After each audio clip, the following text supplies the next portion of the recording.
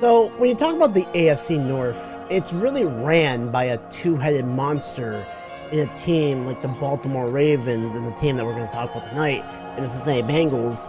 However, the Bengals are kind of in a weird spot right now because of injuries that happened not even during preseason, but during the first or second day of training camp. Of course, I'm talking about Joe Burrow going down with a calf strain injury. And as you all know, calf strains are very, very hard to deal with, really, in the NFL.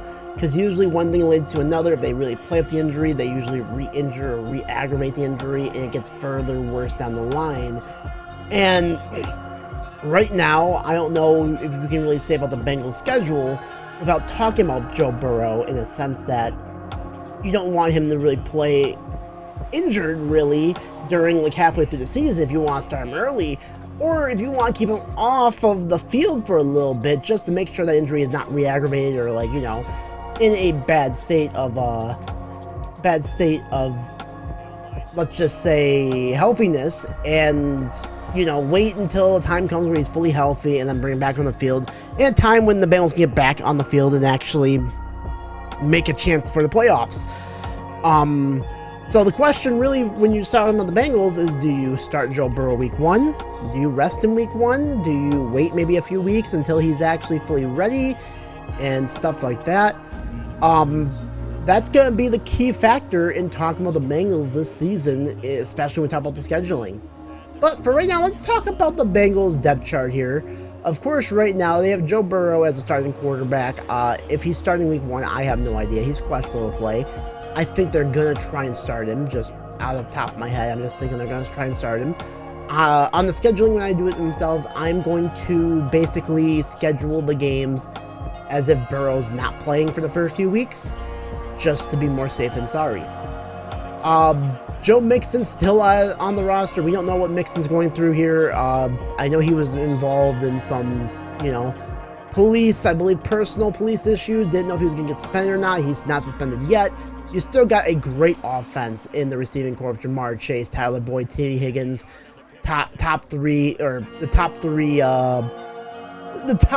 trio in the NFL in receiving, receivers. Like, this team is stacked with freaking just studs here on the offense. The problem with this offense is the offensive line has really been lackluster, let's just say, and I think that having Orlando Brown Jr., I believe they added him this offseason. Was it this season or last season? I want to make sure of that real quick. But Orlando Brown Jr. was a solid tackle last season, I believe, for the Chiefs, if I remember correctly. Sorry, I should do this stuff like before, but I remember him being on the Chiefs last season, so I'm just going to react as him being on the Chiefs. I might be wrong, but adding Orlando Brown Jr. to the roster here in Cincinnati is going to be an upgrade. If you can get Landon Collins back, I know he's out right now, but he should be good. Last year he wasn't the best, but, you know, stuff happens. On the defensive side of the ball, this team is not really, like, this team's defense is really good defense, but there's not really any stars that you can really say. It's just a good team defense all around.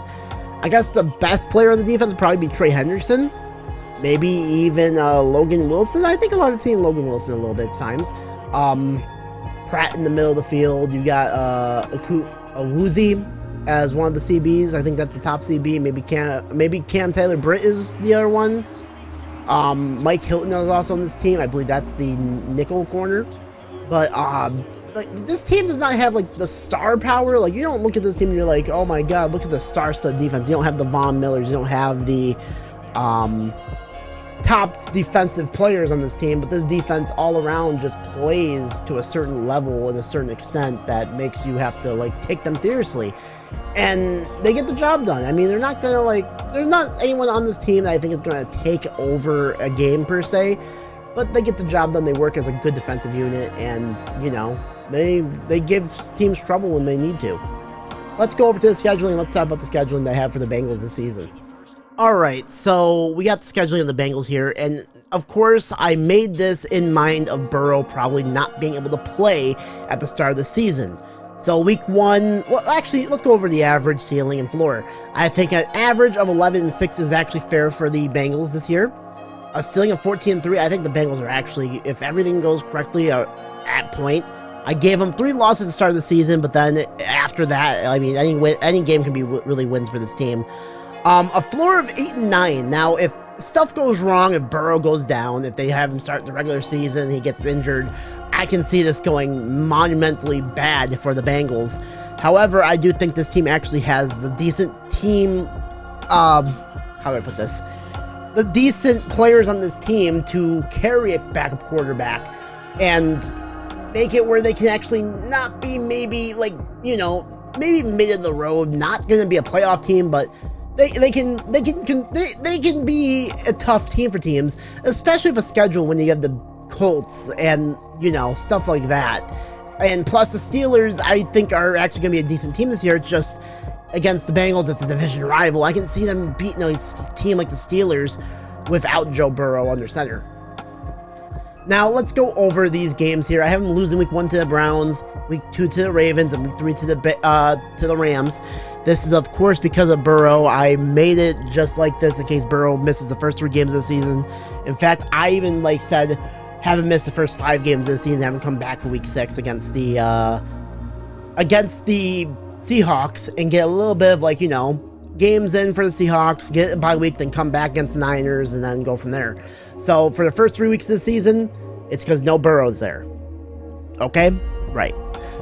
Week 4 against the Titans, I think the Titans are not a good team, and I think they can beat the Titans with a backup quarterback. I also think they can beat the Arizona Cardinals with a backup quarterback. I don't think the Cardinals are that good of a team. Week 6, Burrow comes back, needs to get back in his groove. They lose to the Seahawks. Okay, good. They come off a bye week. I have them losing to the Niners. The Niners have a really good defense this year. We cannot, joke about it. This Niners defense is going to be rock solid, and it might give some teams fits. Joey Bosa might give Burrow some fits, especially about the offensive line like before. That's why I have them losing to the Niners, but I put a mark on it because it could go either way, right? I haven't beaten Buffalo. I haven't beaten the Texans. I haven't beaten the Ravens, and you can see I have them going on a big multi-win streak here at this point. They beat the Steelers. They beat the Jaguars. I put a mark on that. I think the Jaguars are going to be a surprise team this year. They beat the Colts. They beat the Vikings. They lose to the Steelers in Pittsburgh because it's a division rival. You know how it is. That's that can go either way. They beat the Chiefs. Again, mark on there. The Chiefs are a team to beat in the AFC, obviously. And last but not least, they beat the Browns. So yeah, I think this is a decent record for them. Just being honest. So final thoughts about the Bengals this season. I think they're going to be a good team. I think they're going to make the playoffs. I really do. Even if Burrow's out for maybe 5 games, like I just said, I still think they have the capability of making the playoffs with this team. And if Burrow's out for 5 weeks, he comes back, I think they're going to just go on a massive run and make the playoffs that way. Will they win the AFC North is a tough question, because the other team that we had talked about has a decent shot at winning the AFC North if Burrow's not playing in week 1. And honestly, I think if you have Burrow playing week 1, I'd be kind of scared of having him get injured in week 1, I guess, against Myles Garrett and that Browns defensive line. So I think it'd be smart enough to actually just keep him off the field for a little bit and let him fully rest and fully heal before bringing him onto the field until maybe week 6, like I said, against the Seahawks. But that's just my opinion, and you might have a different opinion, and that's okay as well too. But I think the Bengals will be a tough team to beat in the AFC North this season. They're 1 or 2, obviously. I don't think they're going to go down to 3 at all, even with Burrow missing 5-6 games, even if Burrow misses the rest of the season. I mean, maybe I can see it a little bit if he misses the whole season, but I don't think Burrow's going to miss the whole season, guys. So it's not going to be that big of a deal.